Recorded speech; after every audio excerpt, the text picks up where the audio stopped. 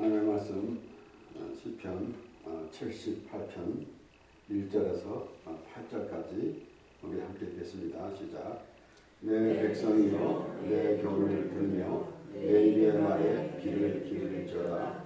내가 입을 열고 비유를 베풀어서 옛 비밀한 말을 발표하리니 이는 우리가 들은 바요 아는 바요 우리 열조가 우리에게 전한 바라. 우리가 이를 그 자손에게 숨기지 아니하고 여호와의 영예와 그 능력과 기이한 사역을 후대에 전하리로다.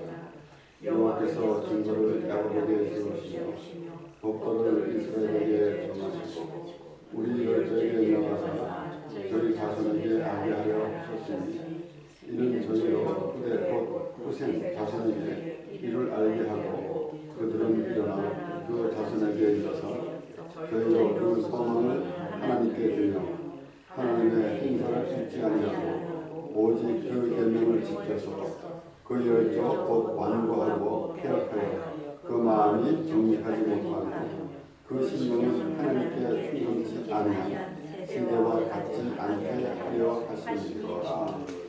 아멘.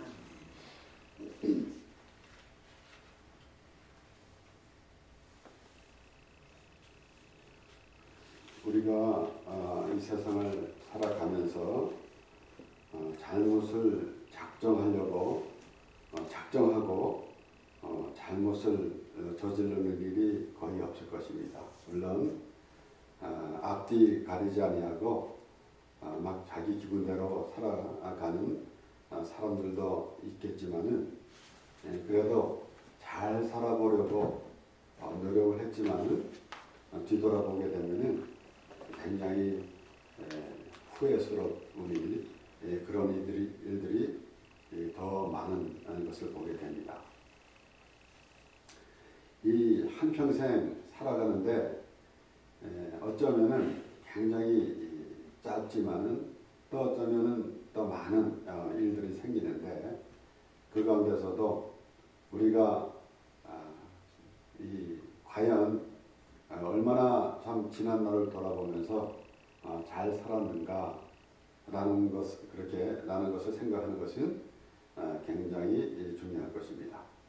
그래서 때로는 우리가 그 자녀들에게도 본이 되는 삶을 살아야 되고 그렇지 않습니까? 그런데 더욱더 우리 믿음의 사람들은 어떻게 믿고 살았는가 라는 것이 얼마나 중요한지 모릅니다. 오늘 말씀에 보면은 지난 날을 돌아보면서 또 조상들이 전해진 그 하나님의 말씀을 들으면서 앞으로 자손에게는 우리 후손에게는 어떠한 사람이 될 것이며 또 어떠한 것을 또 물려줄 것인가 라는 그런 의미를 볼 수가 있습니다.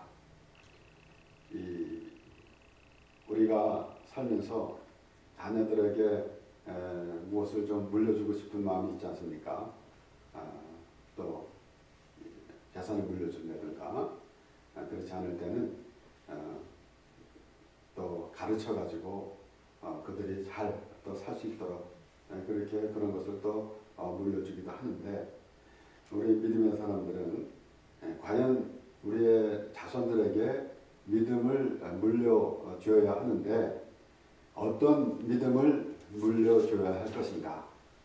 그래서 서두에 말씀드린 것 같이 우리가 얼만큼 잘 살았는가 라는 것이 중요한 것 같이 우리가 얼만큼 하나님을 잘 믿고 있었는가 라는 것이 중요합니다.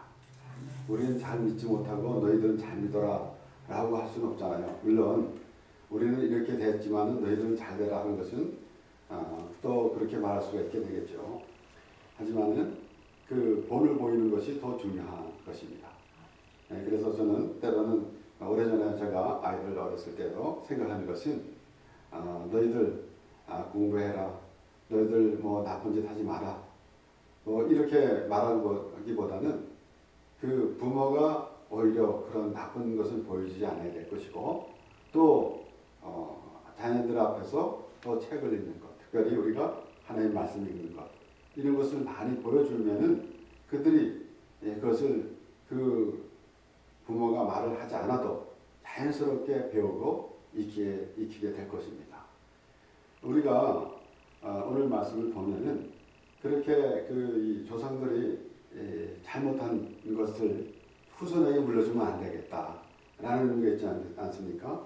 특별히 8절에 보면은 그 열조 곧 완고하고 패역하여 그 마음이 정직하지 못하며 그 심령은 하나님께 충성치 아니한 세대와 같지 않게 하려 하심이로다. 우리가 이 말씀을 보면서 이스라엘 백성들이 하나님의 말씀을 분명히 들었는데 그 말씀을 따라 살아가지 않았어요. 우리가 말을 듣는다. 너 왜 말을 듣느냐? 안 듣느냐? 라고 듣느냐 안 듣느냐라고 할 때는 이 귀로 듣는 걸 말하겠습니까? 말을 했는데 그 말대로 하지 않았다. 라고 할 때 너 왜 말 안 듣느냐? 그래요. 그런데 마찬가지 아닙니까? 하나님의 말씀을 듣고도 행하지 않으면 말씀을 들은 거 아니에요. 그렇기 때문에 이 말씀을 자기 생각대로 듣기 때문에 결론적으로는 하나님의 말씀대로 살지 못하는 것입니다. 그래서 우리는 항상 우리가 생각하기는 우리 하나님 말씀대로 산다고 하면서 그저 도덕적, 윤리적으로만 그렇게 생각할 때가 너무 많이 있습니다. 그것은 물론이죠. 우리가 하나님을 믿는 사람이 아닐지라도 그렇게 살아야 됩니다. 그런데 하나님을 믿는 사람들은 더욱더 다른 사람들에게 본이 되는 삶을 살아야 돼요. 그런데 그보다 더 하나님의 말씀을 잘 듣고 살아가야 된다라는 그 하나님의 말씀을 들으면서도 잘못 생각하면은 그 반대되는 생활을 할 수가 있다라는 것입니다.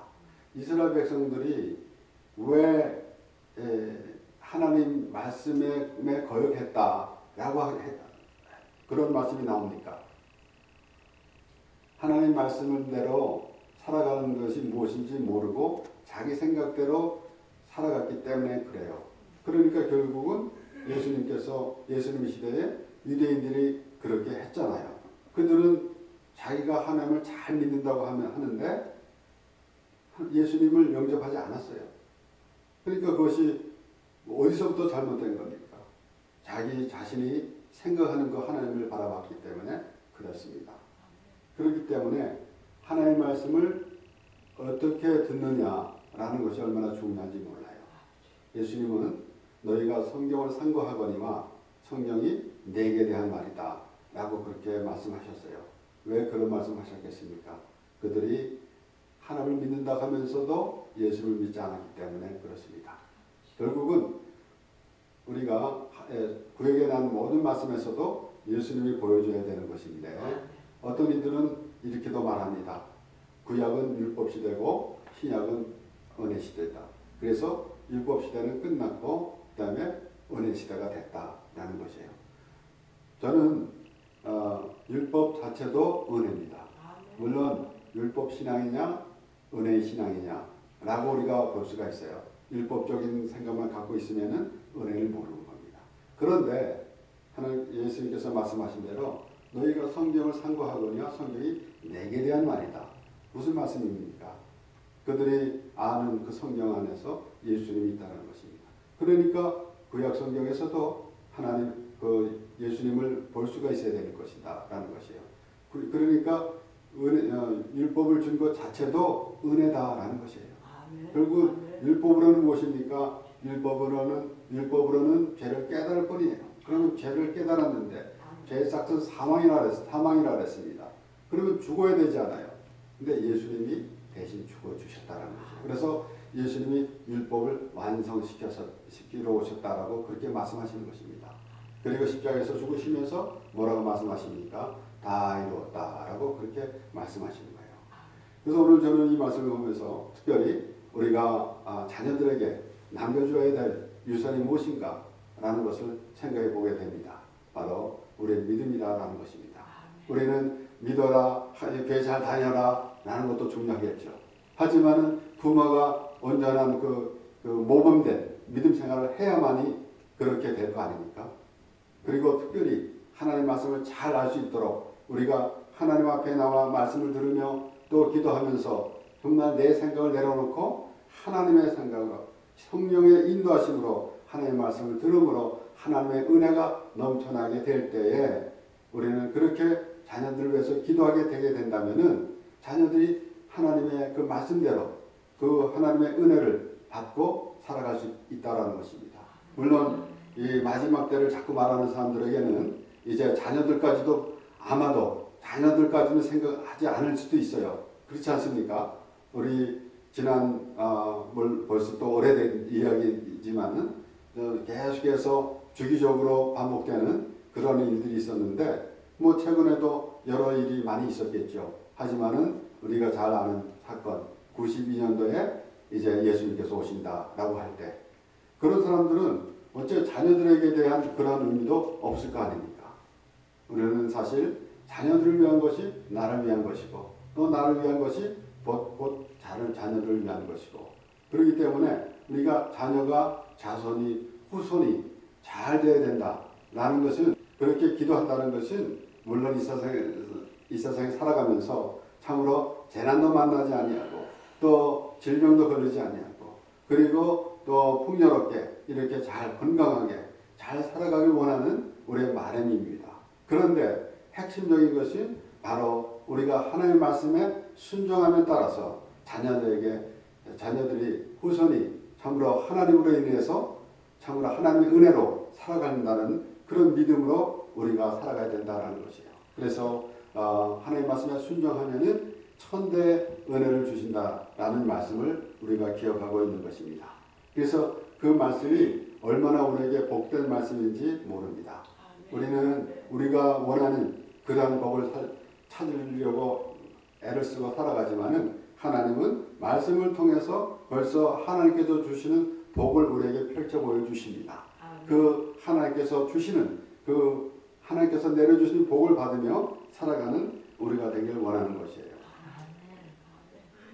특별히 신명기에서는 모세가 이스라엘 백성들에게 이제 가나안 땅에 들어가게 되면은 하나님께서 약속하신 땅, 너희들에게 약속하신 땅을 그때 너희가 들어가게 되게 되면은 그러면은 어떻게 살아야 될 것인가 라는 것을 계속해서 말했어요.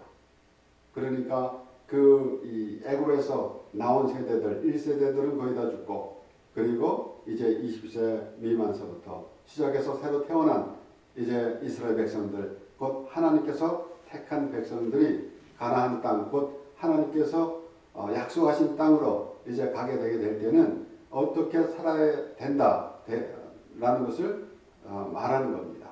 그러니까 오늘날 우리가 하나님을 믿는 사람들은 어떤 모습이 되어야 되겠는가라는 것을 말씀하는 것이에요. 그러면서 자녀들에게 가르치라라고 그렇게 말씀을 합니다. 신명기 6장 4절에서부터 9절까지 말씀해서 이스라엘아 들으라. 우리 하나님 여호와는 오직 하나인 여호와시니 하나인 여호와시니. 우리는 때로는 각자 다른 하나님을 찾을 때가 너무 많잖아요. 하나님은 한 분이십니다. 하나님은 말씀하셨습니다. 직접 말씀하셨는데 나 외에는 다른 신이 없나니 없어요. 이 세상 사람들이 만들었지 신은 없다고요. 그래서 저는 절대로 강조합니다. 절대로 강조하는데 이 세상에 신은 없어요. 하나님은 그런 신이 아닙니다. 하나님은 하나님이시라고요. 그래서 하나님은 뭐라고 말씀하셨습니까? 나는 스스로 있는 자다. 신은 스스로 있는 자가 아니에요. 사람들이 만들어 놓은 거예요. 그렇지 않습니까? 그래서 우리가 그 하나님의 은혜를 받을 때는 그 하나님이 우리를 부르시고 그 하나님이 우리를 자녀 삼아주신 그 하나님을 바라보는 것이지 우리가 못하는 것을 해주시는 하나님, 그 신과 인간의 관계로 이렇게 보게 된다면은 하나님과 우리의 관계는 아무것도 없을 것이에요. 왜 그런가 하면은 전혀 다른 이야기를 하고 있는 거니까 하나님이 듣겠습니까? 하나님은 전혀 못 듣는 거죠. 하나님은 한 분이십니다. 오직 하나님 여호와시니 너는 마음을 다하고 성품을 다하고 힘을 다하여 네 하나님 여호와를 사랑하라.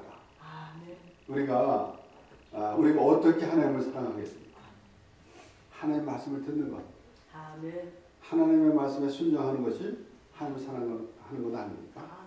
아니, 부모를 사랑한다고 하면서 부모의 말을 안 들으면서 어떻게 사랑한다고 그랬습니까? 그저 가서 안아만 주면 사랑하는 것입니까? 아니잖아요.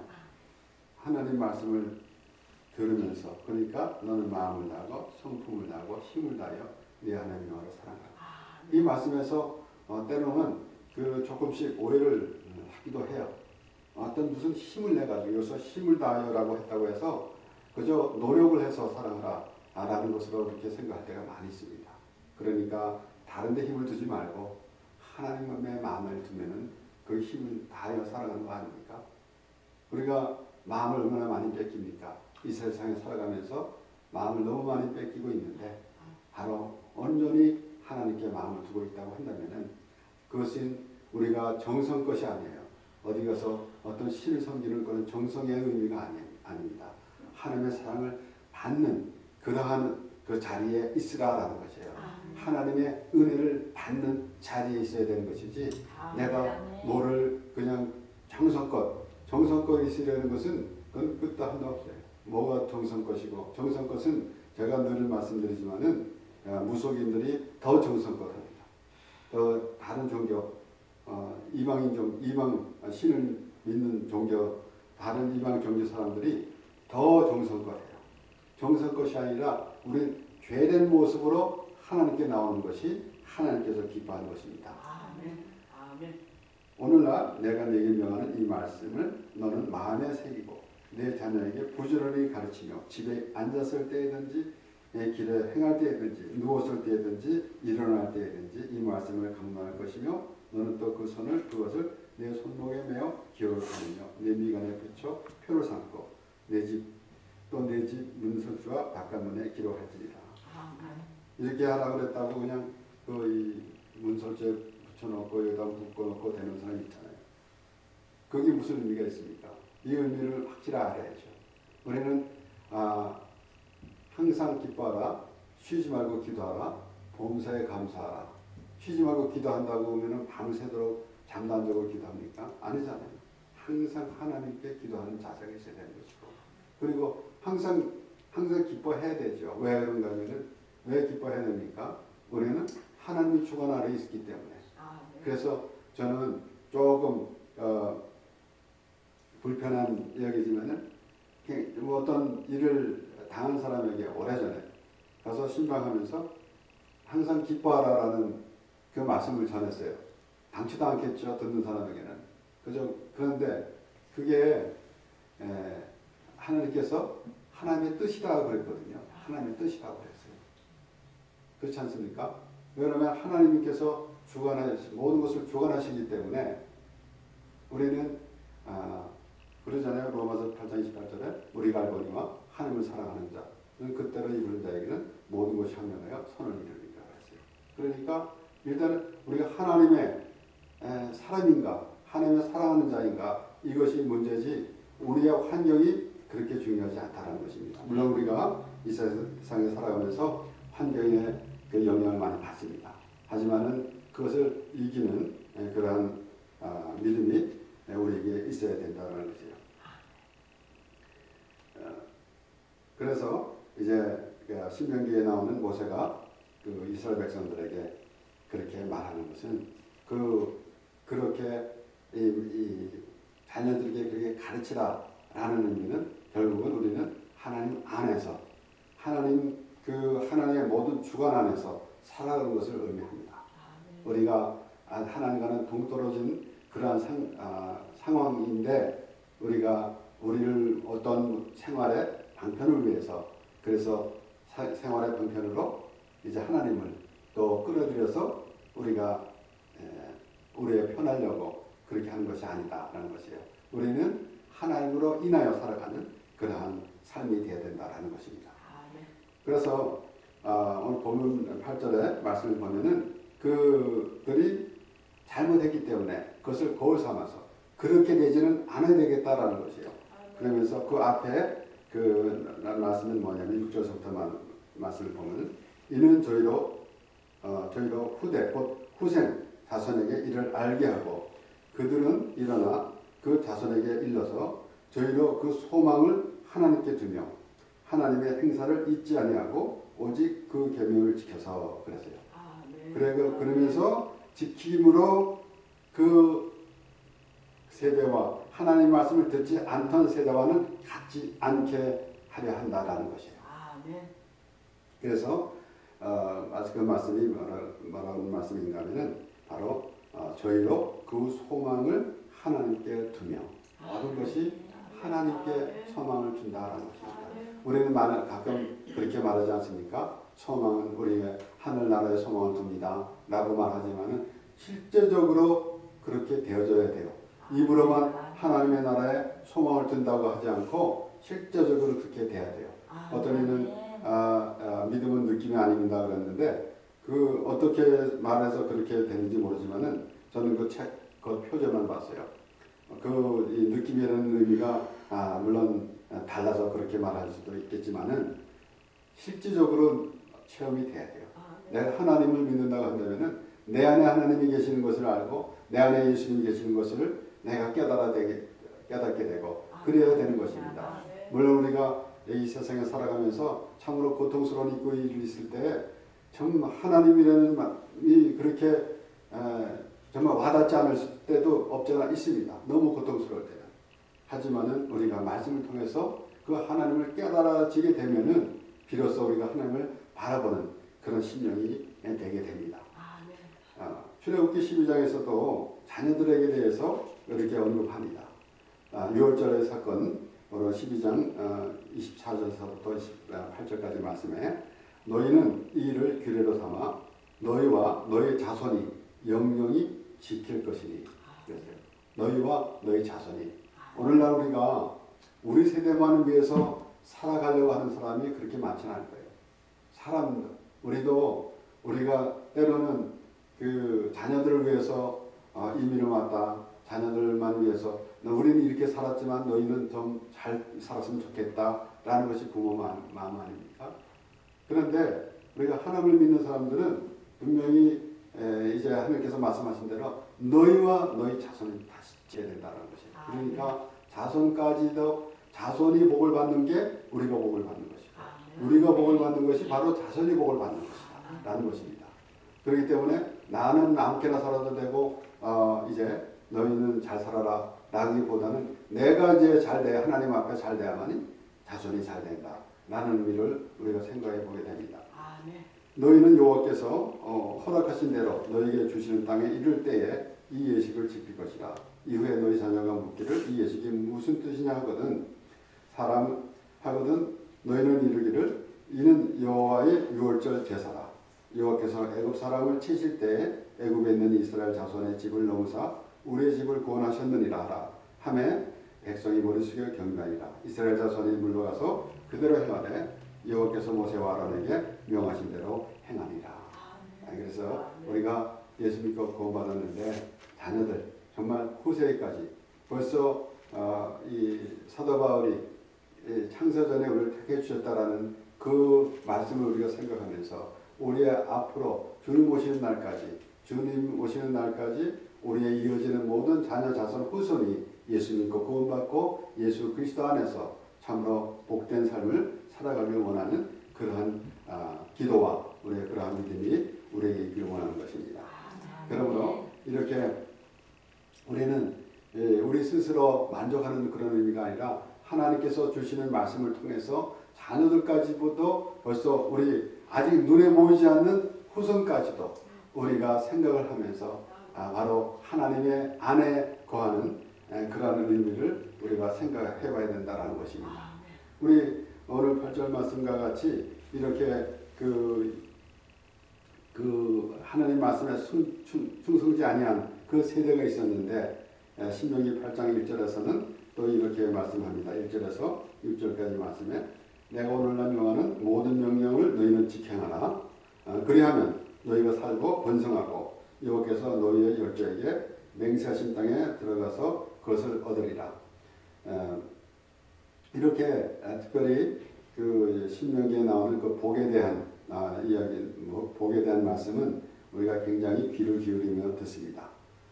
그러나 분명히 알아야 되는 것이 하나님 말씀에 순종하면입니다. 순종하면. 그러니까 하나님 말씀에 순종하면은 복을 받는 것보다 순종하게 되면은 복을 내리는 것보다 벌써 순종할 때 복이라는 거예요. 하나님 말씀에 순종하는 것이 복이다라는 것입니다. 하나님 말씀 안에 살아가는 것이 벌써 복이다라는 것입니다. 그런데 우리가 이 신명기 28장 1절에서 14절까지 말씀까지는 복이다 그래가지고 복하니까 그것만 보고 그 후에 하나님 말씀에 순종하지 않으면 저주받는다라는 말씀은 생략해요. 굉장히 많은 부분인데 생략해요. 근데 하나님 말씀에 순종하면 복이라고 말했어요. 그러니까 그렇게 말씀이 나왔지만은 벌써 하나님 말씀에 순종할 때 그것이 복이 되는 거 아닙니까? 얼마나 우리가 하나님의 은혜 안에 있으면은 그것이 얼마나 좋습니까? 그 이상의 복을 또 구하기 원합니까? 그렇지 않잖아요. 우리는 정말 하나님의 은혜 안에서 그 하나님을 알 때에 그 이상의 우리가 삶에 그 이상의 것은 없다고 저는 믿습니다. 우리가 때로는 이 세상에서 좋은 것들 많이 만납니다. 그래서 때로는 그것 때문에 좋아도 하고 즐거워하기도 합니다. 하지만은 정말 하나님의 은혜 안에서 하나님을 바라보는 그 심정이 제일 이 생애에서 최고라고 저는 그렇게 믿어요. 그렇게 신명기 8장에 나오는 말씀 그러면서 너희가 살고 번성하고 여호와께서 너희 열적에 맹세하신 땅에 들어가서 그것을 얻으리라. 내 하나님 여호와께서 이 40년 동안에 너로 광야의 길을 걷게 하신 것을 기억하라. 그러니까 그 40년 동안에 하나님께서 어떻게 이끌어 가신 것을 생각을 좀 해야 되지 않겠습니까? 하나 지난 날 돌아보면서 하나님이 나의 인생을 어떻게 인도하셨는가라는 것을 생각해 봐야 됩니다. 내가 잘못했지만은 하나님께서 그것을 더 좋게 더 하나님께서 인도해 주셨고 그것이 하나님의 방법입니다. 그래서 그 하나님을 보는 것, 그 하나님과 함께하는 것이 복이고 우리의 참된 인생이 되게 될 것이에요. 이는 너를 낮추시며 너를 시험하사 네 마음이 어떠한지 그 명령을 지키는지 안 지키는지 알려 하십니다. 그리고 뭐라 그래요? 너를 낮추시며 너로 줄이게 하시며 또 너도 알지 못하며 내 열조도 알지 못하던 만나를 내게 먹이신 것은 사람이 떡으로만 사는 것이 아니요 여호와의 입에서 나오는 모든 말씀으로 사는 줄을 너로 알게 하려 하심이니라. 사실 우리 신명기 8장 3절 말씀만 2절 3절 말씀만 봐도 정말 하나님의 은혜가 넘쳐나야 돼요. 그 말씀 안에서 그 하나님의 하시는 일, 하나님께서 나와 내게 베풀어 주신 그 은혜 이런 것을 우리는 생각해야 됩니다. 이 40년 동안에 내 의복이 헤어지지 아니하였고 내 발이 부르지 아니하였느니라. 너는 사람이 그 아들을 징계함같이 내 하나님 여호와께서 너를 징계하신 줄 마음에 생각하고 내 하나님 여호와의 명령을 지켜 그 도를 행하며 그를 경외할지니라. 이것이 우리가 참으로 하나님으로 인하여 살아가는 모습입니다. 주시옵소도 좋지요. 왜 그런가 하면은 하나님께서 모든 것을 주관하시기 때문에 그래서 우리는 하나님께 기도합니다. 내가 필요한 것도 구합니다. 그러나 우리는 이방인들과 같은 그런 자세로 하나님을 부르면 안 된다는 것입니다. 분명히 아버지와 아들의 관계에 대해서 대화가 되어야 되는 것이지 우리가 그저 내가 원하는 것만 구하려고 부르는 그 신의 존재로 하나님을 보면 안 된다는 것입니다. 하나님이 우리를 부르시고 다시 삼아주시고 하나님이 우리를 영원히 천국에서 하나님과 함께 살고자 하는 그 마음을 우리에게 주신다는 것입니다.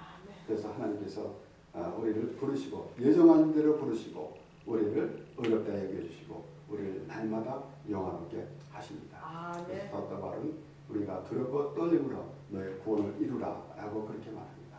우리는 하나님의 말씀을 보면서 우리는 어떠한 것을 어디라고 보는 것이 아니라 하나님 안에서 살아가는 그런 모습이 되어야 됩니다. 우리가 하나님의 말씀을 대할 때에도 그 하나님과 함께하는 그런 의미를 갖는 것이지 어떤 목적을 두고 내가 이 하나님 말씀을 다 잘 읽으면 물론 우리가 어릴 때 또 이렇게 이제 요절 같은 것도 아이들에게 주면서 다음 주까지 외워가지고 오라 그렇게도 하잖아요. 그런 것도 물론 좋죠. 그런데 우리는 하나님과 함께하는, 하나님과 또 더 가까워지는 그러한 의미를 우리가 갖기를 원합니다. 그러한 믿음 생활을 하면서 참으로 우리가 하나님 앞에 기도할 것이 우리 자녀들에게도 똑같은 그 하나님의 은혜가 계속해서 이어지며 주님 오신 날까지 하나님으로 인하여 또 살아가는 우리 자녀, 자손, 후손이 되기를 원하는 그런 마음으로 하나님과 동행하며 하나님으로 인하여 기뻐하며 살아가는 우리 모두가 되길 바랍니다.